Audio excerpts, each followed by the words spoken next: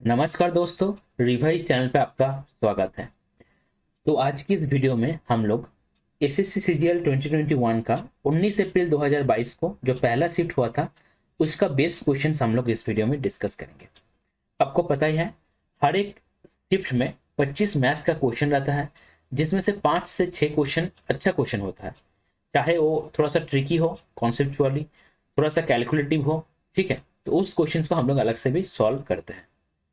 अगर आपको पीडीएफ चाहिए, चाहे वो कंप्लीट सॉल्यूशंस का हो या आपका बेस्ट क्वेश्चंस का हो, क्वेश्चन एंड सॉल्यूशन दोनों के साथ आपको पीडीएफ टेलीग्राम चैनल से फ्री में मिल जाएगा।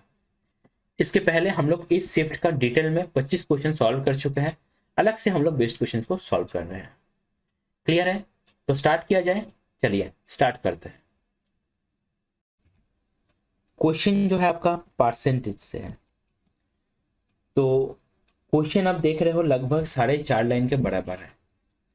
तो इस तरीके का क्वेश्चन जब आपको पेपर के बीच में मिले तो पहले और दूसरे राउंड में आपको कोशिश करना है इस क्वेश्चन को छोड़ देने के लिए। जो तीसरा राउंड होगा उसके लास्ट में जो 7-8 मिनट टाइम आपके पास रहेगा उसमें आपको कोशिश करना है इस तरीके का क्वेश्चन को सॉल्व करने के लिए। इस तरीके का क्वेश्चन को सॉल्व करने के लिए आपको लैंग्वेज को बहुत ही अच्छे से पहले समझना पड़ेगा। ठीक है, ऐसे में हर बार बोलता हूँ कि आपको कोशिश करना है कि एक ही रीडिंग में, स्लो रीडिंग करिए लेकिन एक ही रीडिंग में आपको क्वेश्चन को समझना है। ठीक है, तो इस तरीके का क्वेश्चन के लिए थोड़ा सा डिफिकल्ट हो जाता है। लास्ट के जो 7-8 मिनट रहेगा उसमें आपका दिमाग भी बहुत फास्ट चलेगा, आप बहुत स्पीड में इसको रीड करोगे। लेकिन अगर इसको आपने बहुत स्पीड में रीड किया तो आपको ये 4 से 5 बार पढ़ना पड़ेगा, तभी क्वेश्चन में क्या कहना चाह रहा है आपको समझ में आएगा। तो आप जब रीडिंग कर रहे हो, चाहे वो लास्ट के टाइम में भी हो, पेपर के लास्ट के टाइम में भी हो, आपको कोशिश करना है बहुत ही धीरे धीरे समझ समझ के रीडिंग करने के लिए। तो हो सकता है कि आपको 2 बार पढ़ के आपको क्वेश्चन समझ में आ जाए। देखिए, बहुत ही अच्छा क्वेश्चन है। A man started of a business with a certain capital amount. In the first year he earned 60% profit and donated 50% of the total capital. Total capital का जो अमाउंट है वो क्या है ना, इनिशियल अमाउंट प्लस प्रॉफिट। आप इसको compound interest की तरह भी समझ सकते हो। उसमें भी क्या होता है ना, प्रिंसिपल प्लस आपका इंटरेस्ट, वो होता है नया प्रिंसिपल। क्लियर है? तो उस तरह से आप सोच सकते हो। हालांकि ये क्वेश्चन सीआई का क्वेश्चन नहीं है। अब बोला जा रहा है he followed the same procedure with the remaining capital after the second and the third year. तो उसने सेम चीज फॉलो किया, सेम प्रोसीडियर फॉलो किया दूसरे और तीसरे साल के लिए। ठीक है, दूसरे और तीसरे साल में आपका प्रॉफिट का परसेंटेज एंड कितना परसेंटेज डोनेट किया आपका स्पेसिफाई नहीं किया गया है। तो आपको मान लेना है कि वही 60% प्रॉफिट हुआ है और 50% डोनेट किया गया है। अब बोला जा रहा है if at the end of 3 years he is left with 15,360, then what was the initial amount with which the man started his business. ठीक है, तो तीसरे वर्ष के एंड में उसके पास 15,360 है। तो बोला जा रहा है इनिशियल अमाउंट कितना था जिससे उसने बिजनेस स्टार्ट किया था। देखिए कैसे करेंगे। हम लोग अगर मान लेते हैं कि इनिशियल अमाउंट है आपका एक्स, हम लोग जस्ट मान लिए। ठीक है, अब ध्यान दीजिए, पहले वर्ष के एकदम बिगिनिंग में उसने 100 रुपया लेकर बिजनेस स्टार्ट किया। अब उसने क्या किया, अब उसने 60% प्रॉफिट किया। ठीक है, तो अमाउंट कितना बनेगा, इनटू 160/100। कोई दिक्कत है अभी तक? हम लोग 0 से 0 अगर काटेंगे तो 16 आपका कितना आ रहा है 10, या हम लोग लिख सकते हैं कि 8/5। ये कब हो रहा है ना, जब उसने 60% प्रॉफिट किया eight the end of first year. पहले वर्ष के अंत में जब उसने 60% प्रॉफिट किया तब अमाउंट बना 8x/5। अब इसका हाफ क्या करता है, डोनेट कर देता है। ठीक है, हाफ अगर डोनेट कर देगा तो हाफ बचा भी होगा। ठीक है, तो दूसरे वर्ष के पहले इतना अमाउंट लेकर उसने बिजनेस स्टार्ट किया, कोई दिक्कत नहीं, 1 साल हुआ है बस। अभी हम लोग कहां तक पहुंचे हैं ना, दूसरे वर्ष के एकदम पहले। ठीक है, अब फिर से क्या हुआ, फिर से उसने 60% प्रॉफिट किया। तो फिर से अगर 60% प्रॉफिट किया मतलब हम लोग बोल सकते हैं कि 8/5। इसका 8/5 अगर 60% प्रॉफिट हुआ तो अब फिर से क्या किया, फिर से हाफ डोनेट कर दिया। ठीक है, तो हाफ अगर डोनेट कर देगा तो हाफ बचा भी होगा। ये हम लोग कब तक पहुंचे अभी तक हम लोग पहुंचे दूसरे वर्ष के एंड में, या आप बोल सकते हो तीसरे वर्ष के पहले। तो तीसरे वर्ष में उसने बिजनेस स्टार्ट किया इतना अमाउंट लेकर। क्लियर है? अभी तक प्रोसेस 2 बार हुआ है, 1 साल पहले वर्ष जो है, उसके बाद दूसरा वर्ष हुआ, और तीसरे वर्ष के पहले, या हम लोग बोल सकते हैं दूसरे वर्ष के एंड में, यहां तक आके हम लोग पहुंचे हैं। फिर से क्या हुआ, फिर से 60% प्रॉफिट हुआ, मतलब 8/5, और आधा डोनेट भी कर दिया तो आधा रह भी गया। ठीक है, इसका अमाउंट बोला जा रहा है 15,360। क्लियर है चीजें? तो ये है फर्स्ट ईयर का केस, ये है सेकेंड ईयर का केस, और ये है आपका थर्ड ईयर का केस। क्योंकि आपको बोला जा रहा है if at the end of 3 years he is left with इतना, मतलब तीसरे वर्ष के भी एंड में उसने 60% प्रॉफिट तो किया और 50% डोनेट भी कर दिया, तब उसके पास 15,360 रुपए रहा। क्लियर है? अब करना क्या है, अब हम लोग को एक्स का वैल्यू फाइंड करना है। तो ये हो जाएगा 15,360 इंटू आपका 5 3 बार है, तो हम लोग 25 इंटू 5 लिख रहे हैं, और 2 आपका 3 बार है तो 8 लिख रहे हैं, और नीचे क्या है, नीचे 8 जो है 3 बार है, तो 8 से 8 कट गया। ठीक है, आप 8 से अगर काटेंगे तो 8 1 8, तो 73 आ गया, 8 9 72, 8 2 16 और 0। ठीक है, फिर से 8 से काट सकते हैं, तो ये आ रहा है 8 दूनी 16, 3 रह गया, 8 4 32 और 0, मतलब 240 इंटू 125। तो अगर हम लोग 5 से अगर मल्टीप्लाई करेंगे तो 1200 इंटू आपका 25, तो 2 0 लास्ट में आ जाएगा। उसके बाद 25 तो 50 और 5 रहेगा तो 30,000। तो 30,000 हो गया एक्स का वैल्यू, ऑप्शन बी हो जाएगा आपका करेक्ट आंसर। मतलब 30,000 रुपए लेकर उसने बिजनेस स्टार्ट किया।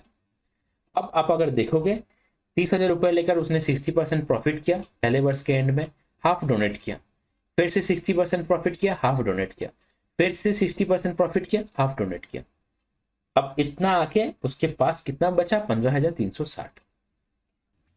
तो क्वेश्चन में क्या बोला जा रहा है ये आपको बहुत अच्छे से समझ। ठीक है, हम लोग इसको उल्टे उल्टे मतलब रिवर्स करके भी कर सकते हैं, जैसे हम लोग इलेक्शन एंड वोटिंग का क्वेश्चन करते हैं। यहाँ पे क्या है ना, लास्ट से हम लोग स्टार्ट करते हैं। तो हम लोग क्या लिखते हैं कि 15,360 जो है, 15,360 जो है ये है हाफ डोनेट करने के बाद। ठीक है, तो डोनेट करने से पहले कितना होगा, इसका दुगुना होगा। अब 60% प्रॉफिट हुआ है तो 16 का वैल्यू है ये, और ये है 10 से अगर मल्टीप्लाई करेंगे तो प्रॉफिट होने के पहले कितना अमाउंट है वो मिल जाएगा हम लोग को। तो ऐसे पीछे से भी हम लोग कर सकते हैं। ठीक है, कैलकुलेशन सेम ही है, बस आप देख रहे हो कि एक्स का वैल्यू जब हम लोग फाइंड कर रहे हैं यही आ रहा है, और आपको 2 इंटू 10/16 इसको 3 बार मल्टीप्लाई करना पड़ेगा। तो लॉजिक आपको क्लियर आना चाहिए कैसे हम लोग कर रहे हैं स्टेप बाय स्टेप। ठीक है, क्वेश्चन है आपका डीआई का हिस्टोग्राम से। डायरेक्ट क्वेश्चन को पढ़ेंगे, अगर समझ में नहीं आया तब पीछे वाले इंफॉर्मेशन को हम लोग पढ़ेंगे। बोला जा रहा है what is the maximum change percentage in the number of cards as compare to the previous hour, correct to 2 decimal places. Calculation आपका अप्रोक्सीमेट होगा, मतलब हिस्टोग्राम से आपको मैक्सिमम चेंज फाइंड करना है with respect to previous hour. देखिए एक चीज देखिए कैसे आपको तुरंत मैक्सिमम चेंज फाइंड करना है। आप हिस्टोग्राम की तरफ देखेंगे और आपको देखना है कि कहाँ पे गैप जो है आपका सबसे ज्यादा है। ठीक है, पहले में आप यहाँ पे देख पा रहे हो 70 से 105, मतलब 70 से कितना बढ़ा, 35 बढ़ा, तो 50% आपका बढ़ा है। और लास्ट में आप देख रहे हो यहाँ पे भी गैप सबसे ज्यादा है, आपका 95 से 45 आया है, तो कितना घटा है, 50 घटा है। तो सबसे ज्यादा जो चेंज आया है यहीं पे आया है। ठीक है, तो हर एक को पकड़ पकड़ के आपको कैलकुलेट नहीं करना है, आपको देखना है कि कहाँ पे हाइट का डिफरेंस सबसे ज्यादा है, सबसे गैप कहाँ पे सबसे ज्यादा है। ठीक है, तो कितने का डिफरेंस हो रहा है, 50 का, किसके रेस्पेक्ट में, 95 के रेस्पेक्ट में, क्योंकि with respect to previous hour बोल दिया गया है, इनटू आपका 100। तो एक चीज देखिए अगर 5 से काटेंगे तो 5 उसी 19 95, 5 10 50। अब एक चीज देखिए 1/19 कितना होता है, 1/19 पहला भी देखिए, 1/17 कितना होता है, 1/18 कितना होता है, फिर हम लोग देखेंगे 1/19 कितना होता है। 1/17 होता है 5.88%। ये सब रटा होना चाहिए एकदम एकदम, एक से लेकर 1/20 तक। अच्छा, 1/18 कितना होता है ना, इससे क्या होगा, थोड़ा सा घटेगा, ये होता है 5.55%।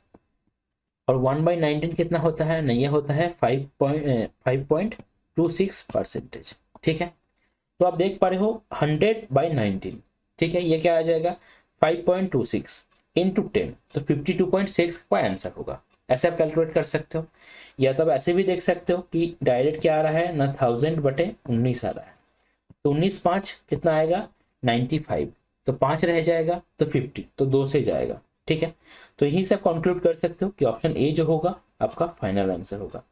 कैलकुलेशन आपको उतना ही करना है जितना आपका ऑप्शंस मांग रहा है। ठीक है, क्योंकि ऑप्शंस के ऊपर डिपेंड करेगा आपको कैलकुलेशन पॉइंट के बाद करना है 2 डिजिट तक, या पहले ही आपको छोड़ देना है। ठीक है, ध्यान रखना इस बात को। क्वेश्चन है आपका सिंप्लीफिकेशन से। देखिए, ये जो सिंप्लीफिकेशन का क्वेश्चन है थोड़ा सा बड़ा है। ठीक है, ऊपर से बहुत कुछ है इसमें, ब्रैकेट भी है, ऑफ भी है, मल्टीप्लाई भी है और डिवीजन भी है। ठीक है, तो आपको थोड़ा सा ध्यान से करना है। ऊपर वाले पार्ट का न्यूमरेटर का हम लोग अलग से करेंगे और डिनोमिनेटर का हम लोग अलग से करेंगे। क्वेश्चन को हम लोग कॉपी में नहीं लिखेंगे। ठीक है, ध्यान दीजिए कैसे करेंगे। जो ऊपर वाला पार्ट है उसमें हम लोग देख पा रहे हैं 5 और 3 दोनों के नीचे क्या है 8 कर करके है, तो 2/8 आ गया इधर, हम लोग बोल सकते हैं। ठीक है, 2/8 को अगर 3/8 से माइनस करेंगे तो 1/8 आ जाएगा। 1/8 को अगर 3/8 से माइनस करेंगे तो 2/8 आ जाएगा। क्लियर है इतना तक? बस स्टेप आपको देखना है, सब कुछ लिखना नहीं है, सोचना है थोड़ा सा कैसे होगा। ठीक है, यहाँ पे सीधा 2 बन रहा है, 3 से 2 माइनस करेंगे तो 1 आ जाएगा, फिर से 3 से 1 माइनस करेंगे तो 2 आ जाएगा, तो 2/8। अच्छा, 2/8 मतलब 1/4 बोल सकते हैं, इंटू 4.8 माइनस 0.9, तो ये कितना आ रहा है, ये आ रहा है 1.2 माइनस 0.9, तो ये बन रहा है आपका 0.3। क्लियर है इतना? ये है न्यूमरेटर का। अब डिनोमिनेटर का हम लोग करेंगे अलग से। ऐसा एकदम भी नहीं करना है कि पूरा क्वेश्चन को आप पहले कॉपी में छाप लो, उसके बाद आप स्टेप बाय स्टेप हर एक चीज को लिखते हुए करो। ठीक है, जो क्वेश्चन आपका 30 सेकंड के अंदर बनना चाहिए उसको सॉल्व करने में आपको 1.5 मिनट लग जाएगा। देखिए, यहाँ पे इस तरह का जब क्वेश्चन है आपको पहले फोकस जाना चाहिए कहाँ पे ऑफ है, उसके बाद कहाँ पे डिवाइड है। ठीक है, अब देखिए ये वाला जो पार्ट है ये मल्टीप्लाई से अलग है। ठीक है, तो लेफ्ट वाले पार्ट को हम लोग कर सकते हैं। तो 4 6 24 25, तो 25/6, नीचे क्या है, नीचे है 25। ठीक है, अच्छा, इनटू है 0.2। अब ध्यान दीजिए, ये वाला जो पार्ट है इसमें आपको ऑफ का पहले होगा, मतलब 1/5 ऑफ 50, तो 10 आ जाएगा, 10 इसके नीचे आ जाएगा। ठीक है, तो इंटू 1/10 प्लस आपका यहाँ पे तो बस एडिशन और सब्सट्रैक्शन करना है। तो देख रहे हो आप 8 अगर एलसीएम होगा तो 3 2 6, तो ये आ जाएगा 5/8। अच्छा, 25 से ये है, अच्छा ये 2.5 था, सॉरी 2.5 था, तो 25 से 2.5 कट गया, नीचे 10 भी कट गया, तो ऊपर कितना बचा, ऊपर है 1/30। ठीक है, नीचे 10 को भेज दिया और 2 से अगर काटेंगे तो 30 दूनी 60 प्लस आपका 5/8। तो अब देख लो यहाँ पे एलसीएम कितना बन रहा है ना, एलसीएम बन रहा है आपका 120 हम लोग बोल सकते हैं, 30 4 और 8 15, तो 75, तो 79/120। ऊपर कितना है 3/10 इंटू 120/79। ठीक है, तो ये बन रहा है 36/79। ठीक है, तो कहाँ पे हम लोग न्यूमरेटर का रख रहे हैं, कहाँ पे डिनोमिनेटर का रख रहे हैं, ये ध्यान रखना है। जब आप लोग इसको मतलब न्यूमरेटर इंटू डिनोमिनेटर आप जब कर रहे हो तो उल्टा हो जाएगा। ठीक है, ये सब चीज़ ध्यान रखना है। और कॉपी में क्वेश्चन को नहीं लिखना है, जितना हो सका माइंड में करो, जहां पे आपका माइंड अटक रहा है उसको आप लिख लो, यही लॉजिक है, तब आपका स्पीड बनेगा। ठीक है, तो ऑप्शन सी जो है आपका हो जाएगा करेक्ट आंसर। क्वेश्चन है आपका ज्योमेट्री का सर्कल से। बोला जा रहा है P Q and R S are two parallel chords of a circle of length 14 centimetre and 48 centimetre respectively and lie on the same side of the centre. मतलब एक सर्कल है जहां पे आपका सेंटर के एक ही तरफ दो पैरेलल कॉर्ड्स है। नीचे वाला है बड़ा वाला आर एस और ऊपर वाला जो है आपका पी क्यू है छोटा वाला। ठीक है, पी क्यू का लेंथ दिया गया है 14 है और आर एस का लेंथ जो है 48 है। बोला जा रहा है कि if the distance between the chords is 17 centimetre, मतलब अगर मैं ओ से एक परपेंडिकुलर खींचता हूँ पी क्यू के ऊपर, तो जो डिस्टेंस है इन दोनों के बीच में ये कितना दिया गया है, ये है 17 सेंटीमीटर। तो आपका रेडियस कितना होगा? रेडियस मतलब आप ओ क्यू भी बोल सकते हो या आप ओ एस भी बोल सकते हो, दोनों सेम ही बात है। ठीक है, या आप ओ एस भी बोल सकते हो। ठीक है, दोनों ही आपका रेडियस है। तो पहली बात, ये जो क्वेश्चन है इस पर्टिकुलर टाइप का क्वेश्चन को दो तरह से पूछा जाता है। एक तो ये वाला हो गया, यह है पहला वाला टाइप 1। ठीक है, और दूसरा एक होता है जिसका मैं यहाँ पे बोल रहा हूँ, आपको देख लीजिए आप, जहां पे क्या होता है ना सेंटर के ऑपोजिट में। ठीक है, यहाँ पे क्या है, यहाँ पे सेंटर के एक ही तरफ है दोनों कॉर्ड। दूसरे वाले में क्या है ना सेंटर के ऑपोजिट में दो कॉर्ड रहता है एक दूसरे के पैरेलल। ठीक है, जैसे ये है पी क्यू और ये है आपका आर एस, और दोनों के बीच में डिस्टेंस कितना है, मान लेते हैं दोनों के बीच में डिस्टेंस जो है आपका डी है। क्लियर है? यहाँ पे डी जो है कितना है, 17 है। तो क्वेश्चन आपका दोनों में से किसी भी टाइप से पूछा जा सकता है। या तो दोनों कॉर्ड आपका सेंटर के एक ही तरफ होगा जो पहला वाला केस है, या आपका दोनों कॉर्ड दूसरे तरफ होगा। दोनों में ही आपको पूछता है कि रेडियस कितना होगा। यहाँ पे रेडियस है ओ क्यू या आप बोल सकते हो ओ एस। ठीक है, बात आपको रेडियस पूछ सकता है, आपको ये भी पूछ सकता है कि दोनों कॉर्ड में से किसी का लेंथ भी आपको पूछ सकता है। ठीक है, मतलब 3 डाटा है, एक है आपका दोनों कॉर्ड का लेंथ, 2 डाटा हो गया, और एक है रेडियस। तो तीनों में से 2 दिया रहेगा, एक आपको पूछ लेगा। ठीक है, तो इसका जो शॉर्टकट है उसको पहले अच्छे से समझ लीजिए। ठीक है, अगर शॉर्टकट क्लियर रहा तब क्वेश्चन को करने में आपका 15 से 20 सेकंड लगेगा। लेकिन अगर आपको शॉर्टकट से आप नहीं कर रहे हो, बेसिक से कर रहे हो एक्स पकड़ के, तब आपको थोड़ा सा टाइम लग सकता है कैलकुलेशन में। ठीक है, तो शॉर्टकट क्या है ना, जब आपका दोनों कॉर्ड सेंटर के एक ही तरफ है तब जो डिस्टेंस है, डिस्टेंस अगर वो दोनों कॉर्ड का जो लेंथ का डिफरेंस बटे 2 हो गया। ठीक है, मतलब डिस्टेंस क्या है, are S minus P Q by 2, दोनों कॉर्ड का डिफरेंस बाई 2 अगर ये हुआ, तब इफ डी इजिकल टू इतना हुआ, देन हम लोग बोल सकते हैं, देन जो रेडियस होगा वो होगा आपका दोनों का स्क्वायर का समेशन, आर एस का स्क्वायर प्लस आपका पी क्यू का स्क्वायर बाई 2। ठीक है, यह है पहले वाले केस के लिए। जो दूसरा वाला केस है, इसमें अगर ऐसा होता है, इफ डिस्टेंस जो है अगर आपका दोनों का साम के बराबर है, दोनों का साम डिवाइडेड बाई 2। ठीक है, मतलब P Q plus R S by आपका 2, देन आर क्या हो जाएगा, आर हो जाएगा आपका root over P Q square plus R S का स्क्वायर बाई 2। क्लियर है बात? तो ये लॉजिक आपको क्लियर रहना चाहिए। ध्यान रखना है, अगर डिस्टेंस ऐसा हुआ, दोनों डायग्राम मैंने अलग अलग से ड्रॉ किया है, अगर डिस्टेंस ऐसा हुआ दोनों का डिफरेंस बाई 2, तब रेडियस ये हो जाएगा। इस वाले डायग्राम के लिए, पहले वाले डायग्राम के लिए अगर डिस्टेंस आपका दोनों का समेशन बटे 2 हुआ, इस वाले डायग्राम के लिए, तब रेडियस जो है ये हो जाएगा। यहाँ पे आपको ये भी ध्यान रखना है कि 2 जो रहता है ये आपका रूट के बाहर रहता है। अगर रूट के अंदर आप 2 को लोगे तो ये 4 हो जाएगा। क्लियर है बात? लेकिन ये तभी होगा जब आपका डिस्टेंस मतलब इस तरह से मैच करेगा। अगर इस लॉजिक से मैच नहीं कर रहा है, अगर ऐसा होता है कि d not is equal to P Q plus Q R S by 2, या D not is equal to R S minus P Q by 2। ठीक है, अगर ऐसा भी हो सकता है तब आपको बेसिक से कैलकुलेशन करना पड़ेगा, जो पाइथागोरस लगा के हम लोग करते हैं। मतलब इसको x मान लेते हैं और दोनों इक्वेशन फॉर्म करते हैं और वहां से हम लोग को वैल्यू मिल जाता है। ठीक है, क्लियर है बात? अगर ऐसे नहीं हुआ तब बेसिक से आपको करना पड़ेगा।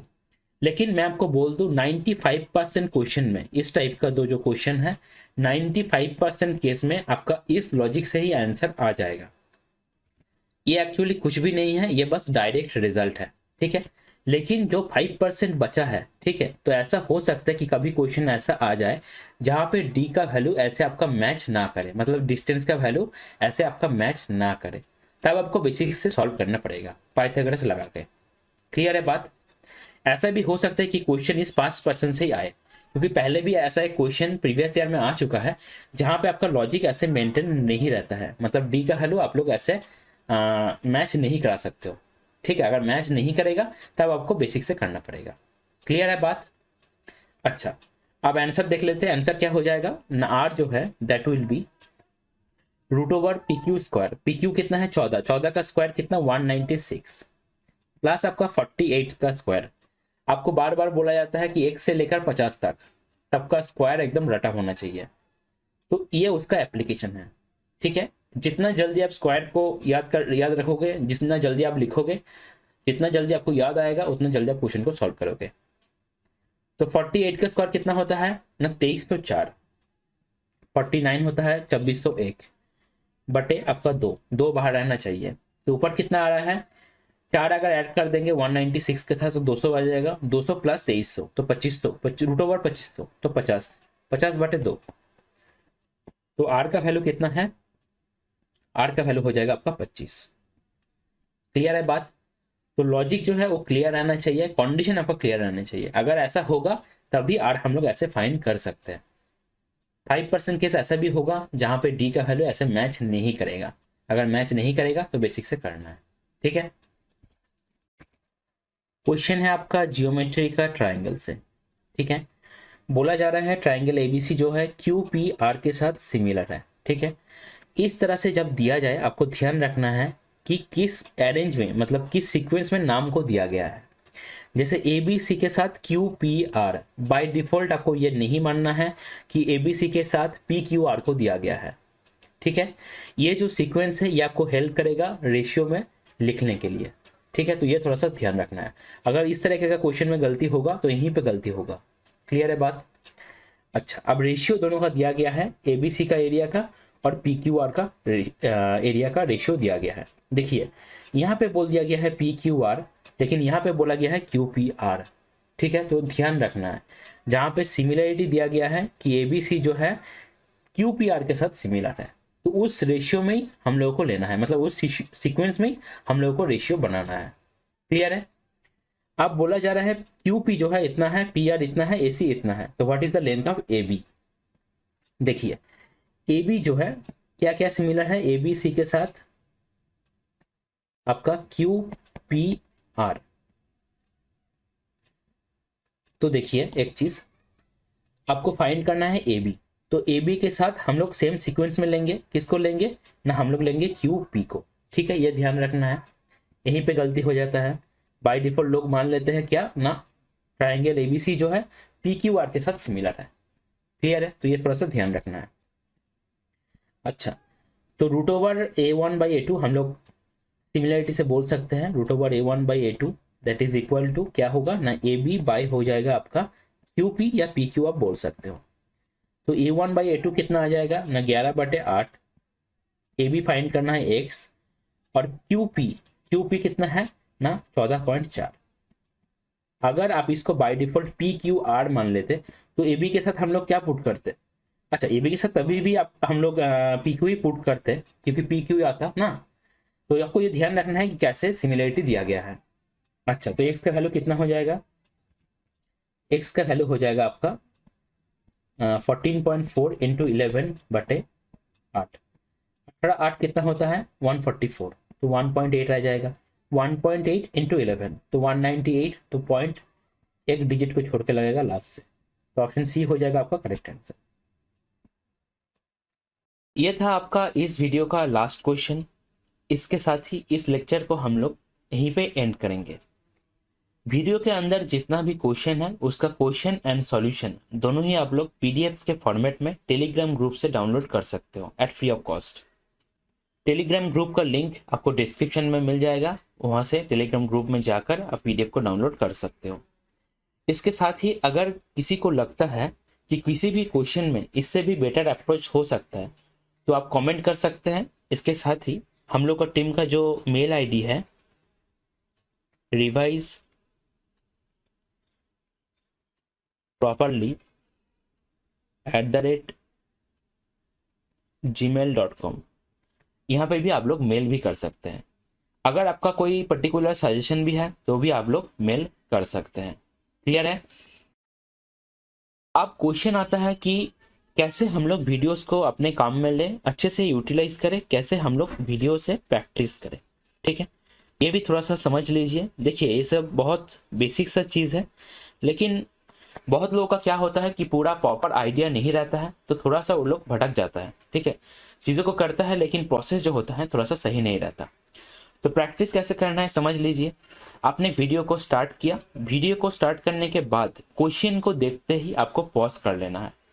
पॉज करके आपको क्वेश्चन को सॉल्यूशन करना है। ठीक है, हो सकता है कि आपका अप्रोच बेटर ना हो सकता है आपको टाइम ज़्यादा लगे लेकिन किसी भी तरह आपको आंसर तक पहुंचना है।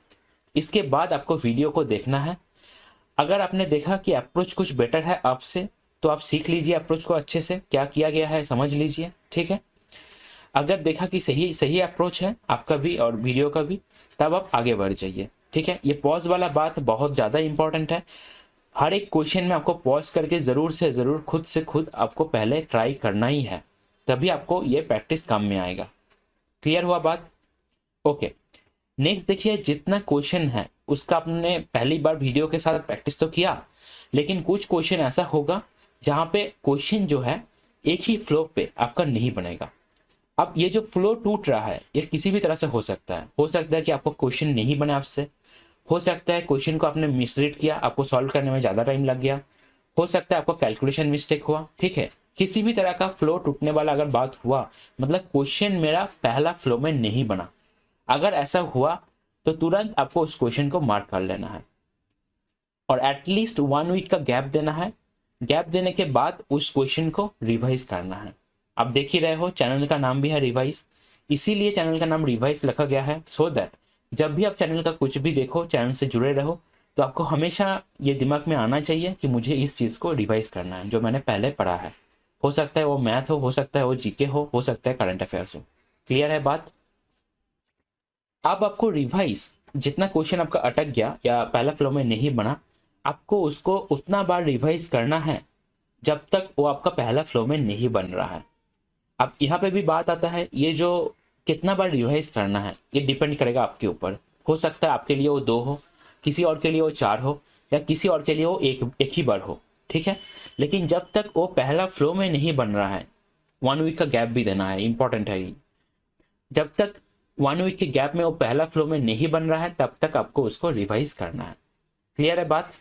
खुश रहिए, अपने स्वास्थ्य का ध्यान रखिए और फिलहाल अभी ज़्यादा टेंशन मत लीजिए, मेहनत करते रहिए एंड सही टाइम का वेट कीजिए। Thank you.